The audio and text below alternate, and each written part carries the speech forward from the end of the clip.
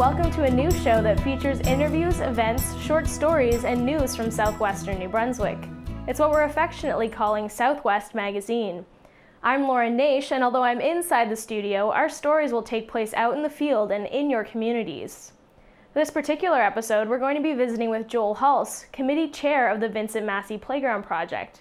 He'll be giving us a tour and update on fundraising efforts for the playground in St. Andrews. Here's what Joel had to say when he gave me a tour of the playground. And so, what have you been doing so far in terms of fundraising? Is it just people going online and donating money, or how have you been getting a lot of it? Well, so far the two big ones have been from online donations, and there was a Zumbathon a couple of days ago, which raised some money. Some high school students from here in town went door to door with flyers to start to explain to people what the project is and how they can donate money. The two big fundraisers that are coming up right now are June 7th and 8th. There's a dinner at Europa, both evenings. I believe tickets are $35 a piece for that. So we hope to obviously fill both evenings there. And June 29th, there's a golf tournament that we're going to be hosting at the Algonquin. And right now teams can sign up, teams of 4, at the Scotiabank here in St. Andrews. Costs $300 for a team of 4 people, and that includes a golf cart and a lot of fun. So they sign up and they play their round of golf, and is that how is the money sort of? That all of it goes towards the playground? No. We have every hole's already been sponsored, and that's $150 a hole, so that's money already raised. Of the $75, $65 of that goes to the Algonquin for the use of the course, and then $10 to us. And we also are teamed up with the Scotiabank, who are matching dollar for dollar up to $5,000, so a really big contribution from there. Probably realistic to expect in the neighborhood of $9,000-$10,000 will be raised and right into our bank accounts for that.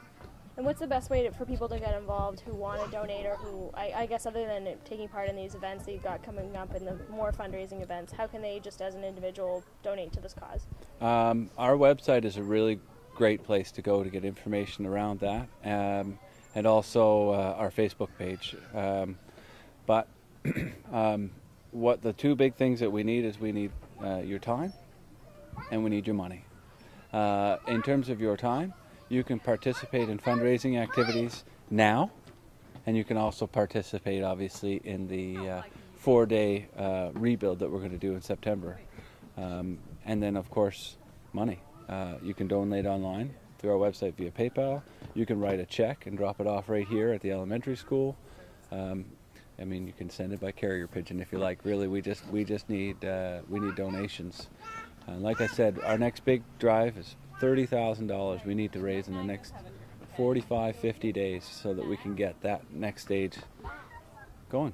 And do either of those fundraisers sort of fall into those 45 days? You mentioned that. Both of them do. Both of them do? Okay, both of them do. So you're hoping you get a good chunk of that from those. Yep.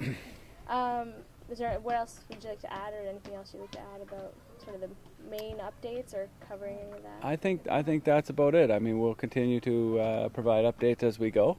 I do hope to be able to share some of the exciting design stuff that's going to happen, specifically the pieces of equipment that we are going to be able to bring to the playground. A few new pieces, replacing some old pieces, and just generally share some of the specifics of how this playground is going to look when we're done. I mean, it's not going to change drastically in that the design and the layout is fantastic, and if it ain't broke, don't fix it, sort of thing. But the look and feel, the texture of the surfaces that you're going to play on, the slides, the swings, all that stuff will feel like brand new. Okay, so a good example of something that we need to do here is you could see the green dragon all along the side of the play structure. Well, that green dragon used to spit the kids out through a twirly slide, which over time degraded and then had to get removed for safety reasons. And if you see, the end of that is actually boarded off. So that would be an example of something that was really a cool, integral part of this playground, which was taken away. and we're going to put back. You would be shocked at the cost of some of these pieces. Yeah, and I mean that's really important to us that we for example get that slide, and you know, I mean it would be great. I mean if someone would come along and say, hey, I'd like to specifically pay for that slide, we're going to get pictures of all these individual pieces and hopefully get people that can do exactly that. Hey, that is my contribution. Instead of just throwing money in the pot, I specifically want to pay for that slide. These chain, what you see, these two climbing ropes and the cage there are actually made of chain with the rubber coating over top of them. And those are no longer acceptable by today's safety standards and codes. So those are just going to be replaced with a rope climbing structure. You can see that little girl's on right there. That'll be replaced with something that is acceptable to today's codes. So if you come over here, this is a really cool musical set, but you can see we're missing pieces to it.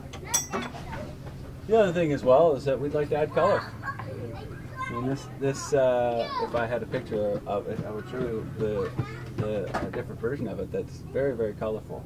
Plus it just doesn't work. So pretty much this project started because we had an immediate need to address some safety and issues and to get this playground up to code.